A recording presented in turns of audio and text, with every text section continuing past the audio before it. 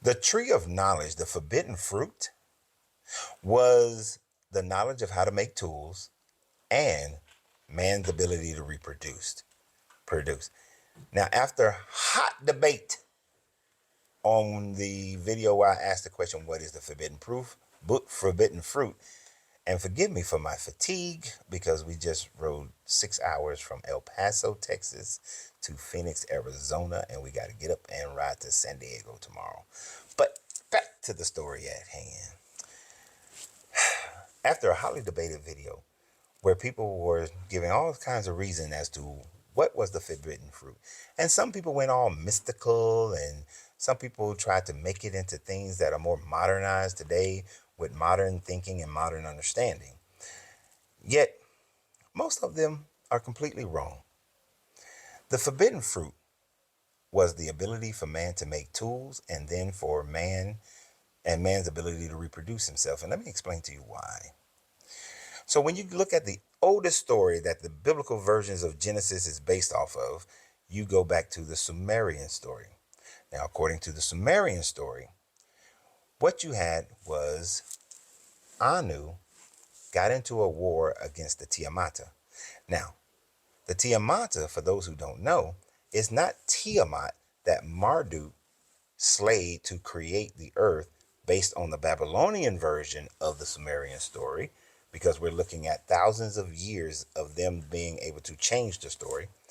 But the Tiamata was this primordial feminine energy that existed as an eternal energy throughout the universe. From the Tiamata was created Anu, the sky.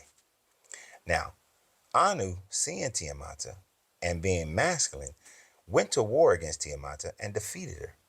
Now, when he defeated the feminine energy, he enlisted and created his sons, Enki and Enlil, and then many other deities that the Sumerians give identities to were created thereafter. So, after Enlil and Enki, after Enlil and Anu defeated Tiamata, the universe, the earth, and everything on the earth was created except for man. But there was a primitive man type Homo erectus on the planet. So, Enki sided with Tiamata later on. And in the creation of man, Tiamata agreed to assist in the creation of man. And in doing so, man was created as a slave race for the Anunnaki. And I'm giving you a very simple version. There's a longer YouTube version. After this time, after the creation of man, Tiamata wanted man, and man was created both male and female, Adam, Adapa, and Titi. Now, after that creation, which was a blood sacrifice in order to create man, because one of the Anunnakis had to be sacrificed, and his blood, his DNA, was incorporated into the Homo erectus in order to create Homo sapien. This is according to the Sumerians, not me, not science, okay? So don't jump on me about this. But Tiamat insisted that a blood sacrifice savior be created in order for man to be able to come into his consciousness. After man came into this consciousness, Enki, being on the side of Tiamata, decided to teach the woman how to make tools. Enki specifically went to the woman, the serpent, going and speaking to Eve, specifically went to the woman because he went to the nurturing side of man, which was the feminine energy that was more encased in the woman more so than the man was more masculine. But since Anu and Enlil wanted a patriarchal system, they had an issue when man was able to create tools. And what they called it is the tree of Nesh, meaning the tree of knowledge. And by utilizing this Nesh, man was able to create tools. And Enlil, and Anu believed that if man was able to create tools, then at some point, man would know his ability to create tools that he can either build or destroy with and not need the gods anymore. So therefore, Enlil, after walking in the cool of the day, saw that man was pregnant, TT was pregnant, and that man had created tools.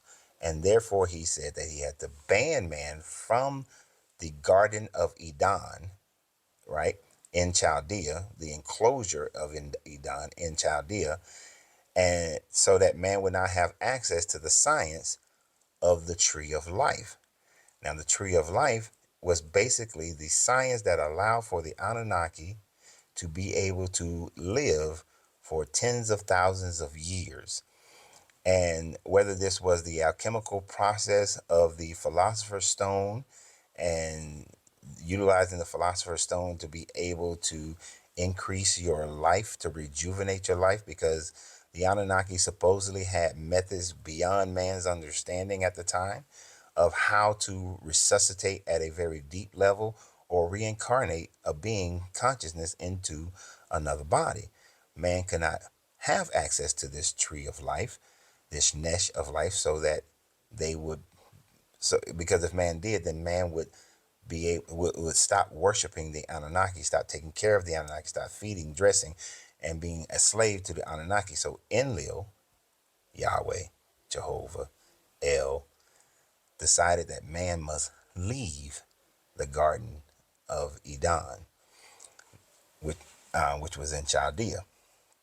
So after they were kicked out of the garden, this is why man then lifespan was cut so that it could man could only live about 120 years, although our bodies are designed by most scientific measures that in a perfect state a person's body would live for over 200 years. But this couldn't be because the Anunnaki wanted man to continue to worship them. Well, Enlil and Anu wanted man to continue to worship them, so therefore man could not. I know some of you have caught on to the fact that I said Enlil is Yahweh, Enlil is Jehovah, Enlil is El, but Enlil is also the Satan, because when Anu sent Enlil to lord over the earth, in the Sumerian term for administrator of a place is the Satan, Ha-Satan, which was changed in the Akkadian and which is a Semitic language, and the Sumerian is not a Semitic language, but was changed in the Akkadian Sumerian language to mean adversary. And then in the Hebrew language, it also means adversary. This is why in your story of Job, the Satan goes back and forth from earth to the heavens, speaking to Anu about what's going on earth, because Enlil is the Satan.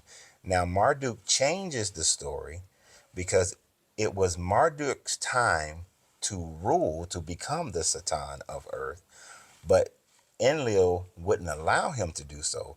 So therefore they fought a war.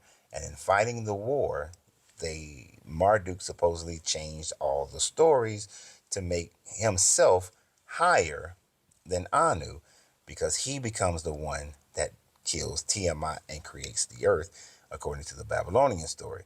But we know the Babylonians came thousands of years after the Sumerians, so the Sumerian story is the older version of this myth, which may have some facts. All myths have some facts about them. We just don't know which ones are true and which ones are not, and we do our best to scientifically and logically figure out which ones are true and which ones are not. There is something in man's genome that keeps us from living as long as we should. There is something in man's genome that causes us to forget information if the information is not told to us over and over again, which is why it's important for man to tell his stories. And storytelling became a part of almost every culture in the world. But yes, Enlil is all of that. But he's also Allah, because Enlil recruited Abram, who becomes Abraham. And when Abraham has sex with Hagar and they have a baby, Ishmael, Allah sends angels to tend to Ishmael and Hagar while they're in the desert, gives them a oasis, and one of the sons of Ishmael is the progenitor of the Arabs and Islam. So there you have it. Nesh, tools, that's the forbidden fruit, and reproduction. Not all the other stuff people were saying.